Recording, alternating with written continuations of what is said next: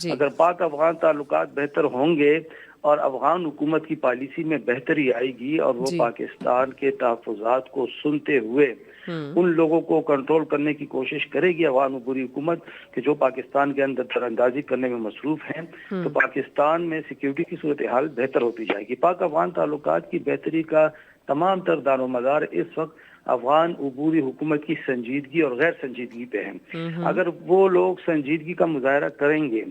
اور پالیسیوں میں تبدیلی لاتے ہوئے اپنی سرزمین کو، وہ جو انہوں نے وعدہ کیا تھا جی قطر میں دوحہ میں کہ ہماری سرزمین کسی ملک کے خلاف استعمال نہیں ہوگی، وہ وعدہ پورا کرتے ہیں جی تو پھر تو حالات بہتری کی طرف جائیں گے۔ لیکن اگر ان کا یہ خیال ہے کہ نہیں ہم یہ وعدہ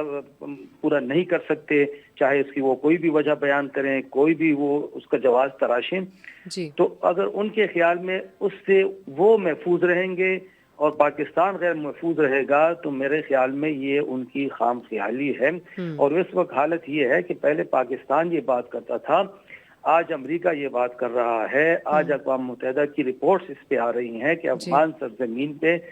2 درجن کے قریب دہشت گرد تنظیمیں موجود ہیں۔ پاکستان میں جتنے حملے ہوئے ہیں سال 2 سال میں، ان میں 600 سے زیادہ حملے جو ہیں وہ افغان سرزمین سے فیسیلیٹیٹ ہوئے ہیں۔ تو اب اگر اقوام متحدہ کی حد تک کی بات چلی گئی ہے، امریکہ کی حد تک بات چلی گئی ہے،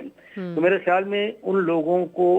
اپنی رویوں پہ، اپنی سوچ پہ، اپنی پالیسیوں پہ ضرور نظر ثانی کرنی چاہیے، کیونکہ وہ ان کی جو موجودہ روش ہے وہ خود ان کے مفاد میں بھی نہیں ہے۔ جہاں تک یہاں کی ہماری بلوچستان اور خیبر پختونخوا کی سیکیورٹی صورتحال کا تعلق ہے،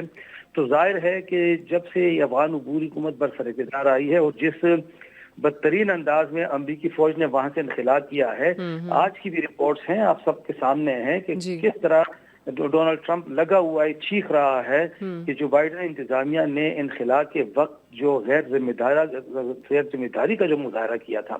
غیر ذمہ دارانہ طرز عمل اختیار کیا تھا، اس کی بدولت اربوں ڈالر کا اسلحہ ایسے لوگوں کے ہاتھوں میں چلا گیا ہے کہ جو وہ کسی کو بھی دے سکتے ہیں اور دے بھی رہے ہیں۔